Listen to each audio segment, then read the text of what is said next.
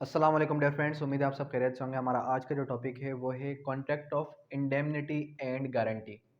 आज के इस लेक्चर के अंदर हम सेक्शन नंबर 124 से लेके 139 तक क्लियर करने की कोशिश करेंगे। सबसे पहले आज जो सेक्शन हम डिस्कस करेंगे वो करेंगे कॉन्ट्रैक्ट ऑफ इंडेमनिटी, उसके बाद राइट ऑफ इंडेमनिटी होल्डर, और उसके बाद कॉन्ट्रैक्ट ऑफ गारंटी, और उसके बाद श्योरिटी लाइबिलिटी अंडर सेक्शन 128, और कंटिन्यूइंग गारंटी का कॉन्सेप्ट भी क्लियर करेंगे। कंटिन्यूइंग गारंटी क्या होती है, और उसके बाद वो कंटिन्यूइंग गारंटी रिवोक किस तरीके से हो सकती है, रिवोकेशन ऑफ कंटिन्यूइंग गारंटी। फिर उसके बाद लाइबिलिटी ऑफ टू पर्सन की क्या लाइबिलिटी है। उसके बाद डिस्चार्ज ऑफ श्योरिटी, और लास्ट में नॉन डिस्चार्ज ऑफ श्योरिटी। सबसे पहले हम ये क्लियर करते हैं इंडेमनिटी होता क्या है। देखें, जो इंडेमनिटी है, इंडेमनिटी की डेफिनेशन कुछ इस तरीके से है कि a contract by which one party promises to save the other from loss cause to him by the conduct of promiser himself और by conduct of any other person. इसका मतलब क्या है? इसका मतलब यह है कि एक ऐसा कॉन्ट्रैक्ट जिसके अंदर कोई भी पार्टी क्या करे, किसको कहे, कि प्रोमिसी को कहे, प्रोमिस करे, प्रोमिसी प्रोमिसी को के उसके कोई कंडक्ट करने की वजह से या किसी और के किसी कंडक्ट करने की वजह से अगर उसको कोई भी लॉस पहुंचता है तो उसके जिम्मेदार वो होगा। एक्चुअली जो वर्ड इंडेमनिटी है उसका मतलब क्या है? उसका मतलब है बरी जिम्मा, यानी कि किसी को जिम्मेदारी से आज़ाद कर देना। इसके अंदर दो पार्टीज होती हैं। एक होता है हमारे पास इंडेमनीफायर, वो शख्स जो प्रॉमिस करता है, और होता है इंडेमनी होल्डर। इंडेमनी होल्डर कौन होता है? कि जिसके नुकसान को बर्दाश्त करने का वादा किया जाए, जिसके नुकसान को बर्दाश्त करने का वादा किया जाए, ठीक है, वो होता है आपका इंडेमनी होल्डर। और इंडेमनीफायर कौन? वो शख्स जो कि वादा करे। इसके अंदर हम एक एग्जाम्पल, एक सिचुएशन की तरह समझते हैं इसको। मिसाल के तौर पे मैं जो है अपनी गाड़ी के साथ किसी एक बड़े मॉल में जाता हूँ। अब जब मैं उस शॉपिंग मॉल के अंदर गया तो मैंने अपनी गाड़ी पार्क की। डेफिनेटली जब मैं गाड़ी पार्क करूँगा तो गाड़ी पार्क करने के बाद मुझे वो एक चिट देगा। जब मैं मॉल से वापस निकलता हूँ तो मुझसे वो चिट गुम हो जाती है। अब जब वो चिट मुझसे गुम हो गई, उस सूरत में मैं उसको कहता हूँ कि आप मुझे मेरी गाड़ी दें, कागजात मेरे पास है, कीज़ मेरे पास है, सारा कुछ मेरे पास है, आप मुझे मेरी गाड़ी दें। अगर मेरे जाने के बाद आपको कोई भी तंग करता है, अगर मेरे जाने के बाद कोई भी चीज़ क्लेम करेगा, कोई भी शख्स अगर आपको कुछ कहता है, तो उसका ज़िम्मेदार मैं हूँ। यानी कि उसको मैंने उसकी लाइबिलिटी से आज़ाद कर दिया कि आप गाड़ी पर्ची गुम होने की सूरत में ज़िम्मेदार नहीं हैं। वो कहता है हमारे जो है रूल्स के अंदर ही नहीं है कि हम बिना पर्ची के किसी को गाड़ी दे दें, लेकिन मैं कहता हूँ कि उसका ज़िम्मेदार कौन है? उसका ज़िम्मेदार मैं हूँ। तो इस सूरत में जो नुकसान उठाने की ज़िम्मेदारी को आज़ाद करने वाला जो कॉन्ट्रैक्ट होता है उसको कहते हैं कॉन्ट्रैक्ट ऑफ इंडेमनिटी। बाकी कॉन्ट्रैक्ट ऑफ गारंटी क्या है वो आगे चल के पढ़ेंगे। सबसे पहले हमारे पास जो सेक्शन नंबर 124 है वो क्या बात करता है? 124 हमें कुछ इस तरीके से बताता है कि कॉन्ट्रैक्ट ऑफ इंडेमनिटी होती क्या है। अभी तक हमने जो चीज़ डिस्कस की वो था contract of indemnity. Section number 125 कहता है right of indemnity holder. Right of indemnity holder when sued,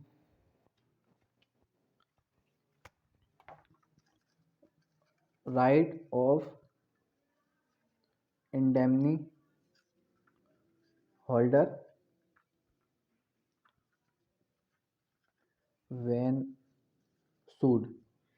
कह रहा है कि मिसाल के तौर पे अगर आपका जो इंडेमनी होल्डर है उसको कोई सू कर दे, सू का मतलब कि अगर उसके खिलाफ कोई मुकदमा कर दे तो फिर उसके क्या क्या राइट्स बनते हैं, किसके खिलाफ? इंडेमनीफायर के खिलाफ। तो वो क्या क्या चीज़ें क्लेम करेगा, उसके जो राइट्स हैं। सबसे पहला जो उसका राइट है वो है डैमेजेस का, आल डैमेजेस। उसके बाद आल डैमेजेस के बाद आल कॉस्ट और आल सम्स। अब जाहिर सी बात है उसके वहाँ से जाने के बाद अगर उसको जॉब से निकाल दिया जाता है, अगर उसके खिलाफ कोई और शख्स मुकदमा करता है उसी गाड़ी के लिए वो, और उसे जितने भी उस मुकदमे में जो भी अखराजात लगे हैं वो सारे के सारे, वो सारी की सारी अमाउंट पे कौन करेगा? इंडेमनीफायर करेगा इंडेमनी होल्डर को। उसके बाद जो सेक्शन नंबर 126 और 127 है उसको डिस्कस करते चलें।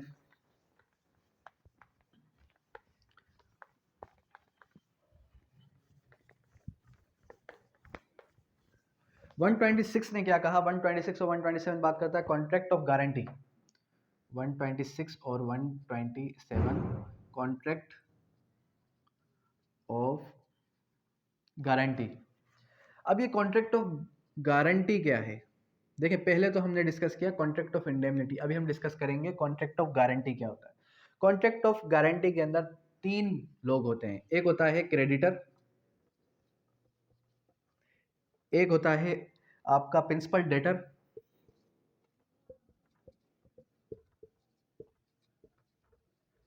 और एक होता है आपका श्योरिटी। ठीक है, तीन लोग होते हैं इसमें।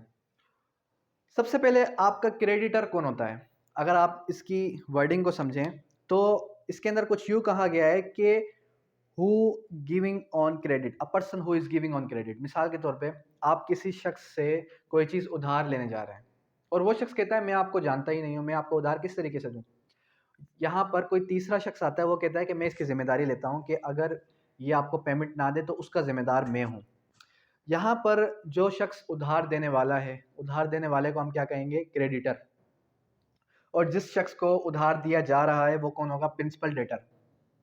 और जो प्रिंसिपल डेटर की जो श्योरिटी ले रहा है, प्रिंसिपल डेटर की जो श्योरिटी ले रहा है वो कौन कहलाएगा? वो आपका कहलाएगा श्योरिटी।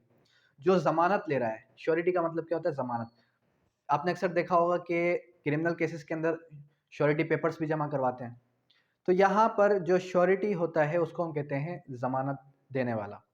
उसके बाद है suit in person who promises to creditor he will pay in default of principal debtor. Surety कौन होता है? श्योरिटी वो शख्स जो कि क्रेडिटर को प्रॉमिस करता है। क्रेडिटर को क्या करता है? क्रेडिटर को प्रॉमिस करता है। किस चीज़ का प्रॉमिस करता है? वो इस चीज़ का प्रॉमिस करता है कि in default of principal debtor, principal debtor अगर कोई भी डिफॉल्ट करेगा तो उसके डिफॉल्ट में मैं इस चीज़ का रिस्पॉन्सिबल हूँ। उसके बाद सेक्शन नंबर 127 क्या कहा? सेक्शन नंबर 127 कहता है कि consideration not necessary. Section number 24 के अंदर हमने क्या पढ़ा था कि जो कंसिडरेशन है, कंसिडरेशन होनी चाहिए किसी भी कॉन्ट्रैक्ट को पूरा करने के लिए। But section number 127 is the exception to the general rule, जिसके अंदर ये कह रहा है कि जो आपका ये श्योरिटी है, ये श्योरिटी अगर प्रॉमिस कर रहा है, इसका ये जो प्रॉमिस करना है, ये प्रॉमिस ही कंसिडरेशन है। ये प्रॉमिस क्या है? ये प्रॉमिस ही उसकी कंसिडरेशन है। उसके बाद सेक्शन नंबर 128 क्या कहता है? Surety liability in coextensive with principal debtor. Surety liability, देखें श्योरिटी की लायबिलिटी कब खत्म होगी? जब प्रिंसिपल डेटर, मिसाल के तौर पे क्रेडिटर को उसने पैसे वापस दे दिए, 2 महीने बाद, 6 महीने बाद उसने उसको पैसे वापस दे दिए। जब उसने उसको पेमेंट वापस कर दी तो ऑटोमेटिकली आपकी श्योरिटी की जो लायबिलिटी है वो खत्म हो जाएगी। इसको हम कहते हैं को एक्सटेंसिव लायबिलिटी। को एक्सटेंसिव लायबिलिटी कौन सी होती है? जो किसी और के करने पर खत्म हो जाए। प्रिंसिपल डेटर ने इसको पेमेंट वापस कर दी, ऑटोमेटिकली श्योरिटी की लायबिलिटी वहां पर खत्म। उसके बाद आ जाए सेक्शन नंबर 129। 129 क्या कहता है? Continuing guarantee. अब ये कंटिन्यूइंग गारंटी क्या है? देखें, सबसे पहले कंटिन्यूइंग गारंटी को समझते हैं।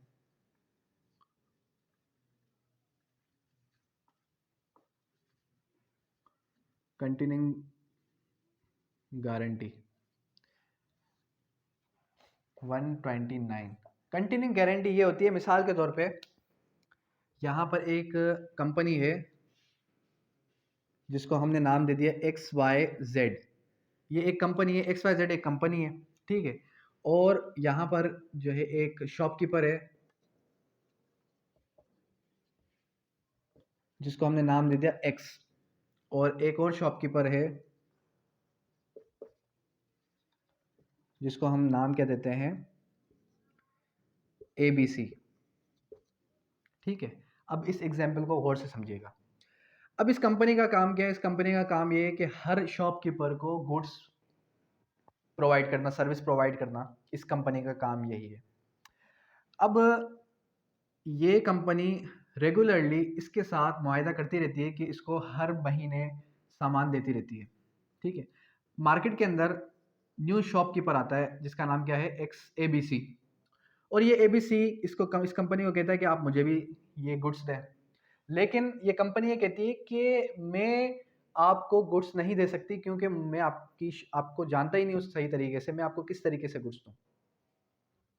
अब यहाँ पर ABC कहता है कि मैं इस मार्केट में आइदर न्यू हूँ, लेकिन आप मुझे गुड्स दें, लेकिन कंपनी कहती है मैं आपको गुड्स नहीं दे सकती क्योंकि मैं आपको तब तक गुड्स नहीं दूंगा जब तक कि हमारी कंपनी के रूल्स हैं, जब तक हम आपको ना जाने या आपकी जगह पे कोई और आपकी श्योरिटी ना ले।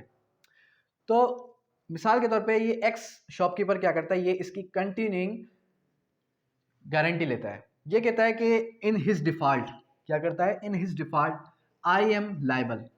अगर ये कोई भी डिफॉल्ट करता है तो मैं इसकी जिम्मेदारी लेता हूँ, मैं जो है इसकी श्योरिटी लेता हूँ, जिम्मेदार बनता हूँ इस चीज़ का कि in his default I will pay the his sum. उसके जितने भी पैसे होंगे वो सारे के सारे मैं अदा करूँगा। कौन लेता है जिम्मेदारी? एक्स ले लेता है, ठीक है। अब ये इसकी श्योरिटी कब तक चलेगी? जब तक ये उसको सामान दे रहा है, 1 साल तक दे रहा है, 2 साल तक दे रहा है। उस 1 साल 2 साल जब तक वो देता जा रहा है तब तक के लिए इसने उसकी श्योरिटी ली हुई है। अब अगर हम बात करें कि ये श्योरिटी रिवोक कब होगी, ये जो एक्स शॉपकीपर ने ABC की जो श्योरिटी ली, ये रिवोक कब होगी? रिवोकेशन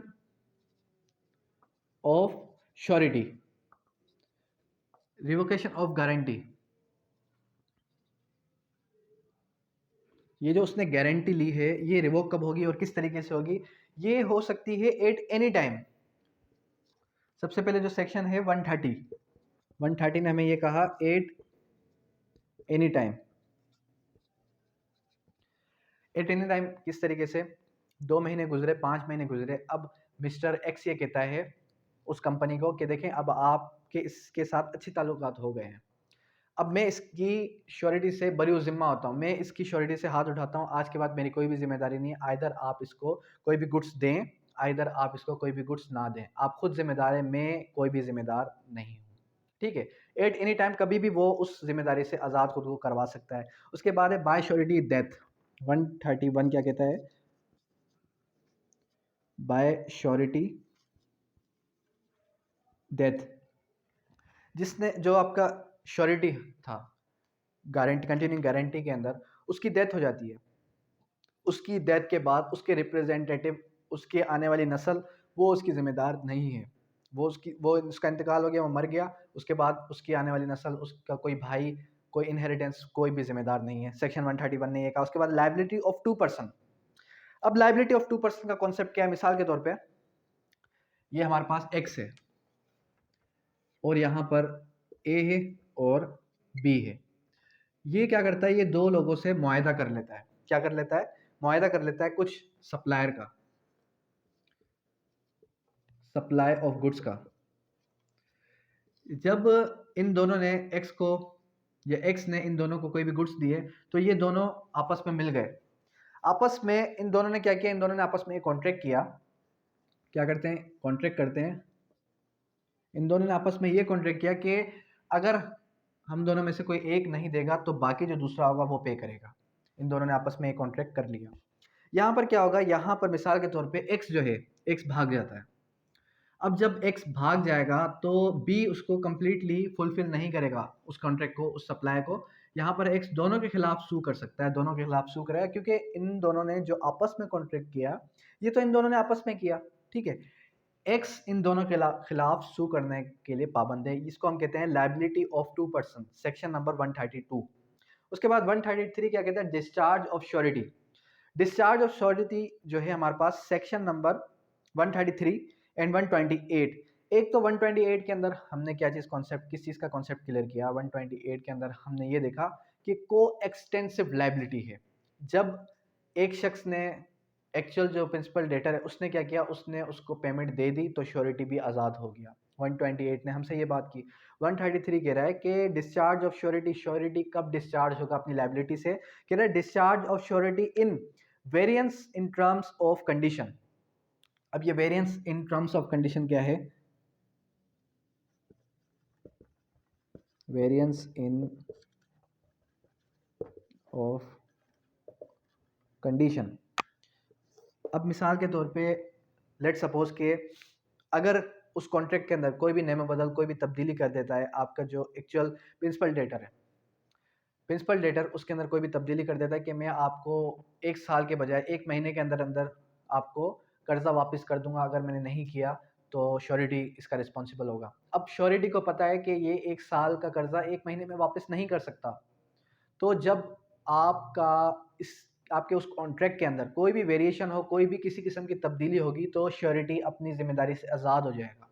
क्यों आज़ाद हो जाएगा? क्योंकि वो श्योरिटी ने उस 1 महीने की जिम्मेदारी नहीं ली, श्योरिटी ने जिम्मेदारी ली 1 साल की, कि ये 1 साल के अंदर पेमेंट करेगा, ये 1 महीने के अंदर पेमेंट नहीं करेगा। आ रही बात समझ में? उसके बाद 134 क्या कह रहा है? Discharge of surety by release और डिस्चार्ज ऑफ प्रिंसिपल डेटर। अब ये 134 किस चीज़ की बात कर रहा है कि अगर जो आपका श्योरिटी है वो कब रिलीज और डिस्चार्ज होगा? जब आपका प्रिंसिपल डेटर रिलीज और डिस्चार्ज हो जाएगा, ऑटोमेटिकली आपका श्योरिटी होल्डर, श्योरिटी जो है वो उससे डिस्चार्ज हो जाएगा। उसके बाद आ जाए 135। 135 ने क्या बात की? 135 कुछ इस तरीके से कह रहा है हमें कि promise to principal debtor not to sue. 135 promise to principal debtor not to sue. अब सेक्शन नंबर 135 को समझते हैं। 135 के अंदर ये बात हो रही है कि मिसाल के तौर पे जो आपका क्रेडिटर था उसने प्रिंसिपल डेटर को ये कहा कि श्योरिटी, हम दोनों मिलकर श्योरिटी के खिलाफ एक मुकदमा करते हैं, मैं आपको आपके खिलाफ कोई भी मुकदमा नहीं करूँगा और आप वक्त पर, टाइम पर जो है मुझे पेमेंट ना दो। तो अगर कोई भी प्रॉमिस कर देता है, उस सूरत में क्या होगा? उस सूरत में वो डिस्चार्ज हो जाएगा। डिस्चार्ज क्यों होगा? क्योंकि उस कंडीशन में उनकी इंटेंशन ये थी कि उसको क्या करना? उसको हार्म करना। उसके बाद सेक्शन नंबर 139 क्या कहता है? बाय क्रेडिटर्स एक्ट्स और ओमिशन। बाय क्रेडिटर एक्ट्स और ओमिशन का मतलब क्या है? अगर नहीं किया तो जिम्मेदारी खत्म। मिसाल के तौर पे 130 कौन सा सेक्शन है? 139 बाय एक्ट और ओमिशन। मिसाल के तौर पे जो हमारे पास एक शख्स है जुलेद।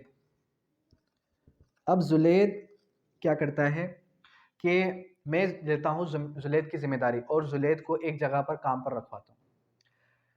अब मैंने उसको एक कंपनी के अंदर लगवाया। जिस कंपनी में मैं उसको लगवा रहा हूँ वो कंपनी ये कह रही है कि आप इस शख्स की जिम्मेदारी ले रहे हैं कि अगर ये शख्स कोई भी किसी किस्म का फ्रॉड करेगा तो आप खुद जिम्मेदार हैं इसके।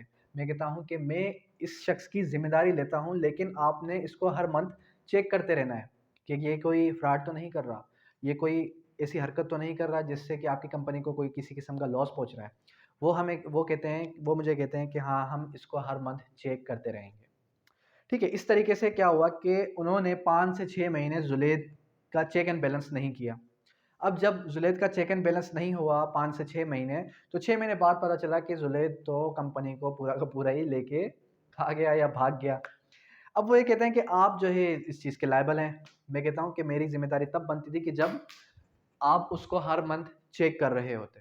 आपने उसको हर मंथ चेक नहीं किया, ठीक है, आपने 6 महीने उसको खुला छोड़ दिया, खुला खाओ नंगा ना हो। ठीक है, आ रही बात समझ? तो जुलेद जब भागा तो उसके ऊपर मेरी जिम्मेदारी कोई नहीं है। उसके बाद क्या सेक्शन में 136 ये कहता है surety not to be discharge. Surety कब डिस्चार्ज नहीं होगी? 136 ने ये बात की, agreement made with third person to give time to principal debtor. अब मिसाल के तौर पे 136 ने क्या बात की कि जो आपका श्योरिटी है, ये ए है, ये बी है और ये सी है, क्या है? ये श्योरिटी होल्डर है, और ये डी है। अब यहाँ पर क्या होता है कि यहाँ पर मिसाल के तौर पे 2 महीने के अंदर बी ने ए को पेमेंट वापस देनी थी और श्योरिटी होल्डर ये कहता है कि ठीक है, आप इसको टाइम नहीं देते तो आपकी मर्जी है। डी ये कहता है कि मेरे कहने पर आप इसको जो है क्या करें, आप इसको कुछ टाइम दे दें, 2 महीने का टाइम दे दें, ठीक है। तो श्योरिटी नॉट डिस्चार्ज। अब यहाँ पर क्या हुआ कि ए ने डी के कहने पर, ए ने डी के कहने पर बी को कुछ महीने का टाइम दे दिया, सही है, डी के कहने पर। तो यहाँ पर श्योरिटी उसकी जो, ये जो श्योरिटी होल्डर है, ये जो श्योरिटी है, ये डिस्चार्ज नहीं होगा। क्यों डिस्चार्ज नहीं होगा? क्यों डिस्चार्ज नहीं होगा? क्योंकि ए ने उसके पूरे टाइम पर उसको आज़ाद नहीं किया। तो उसके बाद सेक्शन नंबर 137 क्या कहता है? फॉरबेरेंस ऑफ स्यू, अगर कुछ वक्त मुकदमा नहीं करे। मिसाल के तौर पे अगर एक टाइम है, ए बी के खिलाफ कोई मुकदमा करना चाहता है कि उसने उसको पैसे नहीं दिए, ये श्योरिटी के खिलाफ मुकदमा करने जा रहा है। कौन? आपका क्रेडिटर। ये क्रेडिटर है और ये आपका प्रिंसिपल डेटर है। अब प्रिंसिपल डेटर या श्योरिटी या फिर जो है श्योरिटी, इन दोनों के खिलाफ, इन दोनों में से किसी एक के खिलाफ आपका क्रेडिटर जो है मुकदमा करने जा रहा है।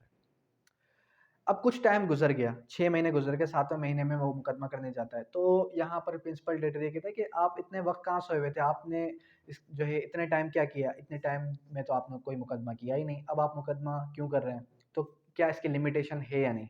तो सेक्शन 137 ये कहता है कि अगर कुछ वक्त मुकदमा ना करे तो इसके साथ भी वो आज़ाद नहीं होगा, ठीक है। उसके बाद 138 कह रहा है रिलीज ऑफ को surety does not discharge another.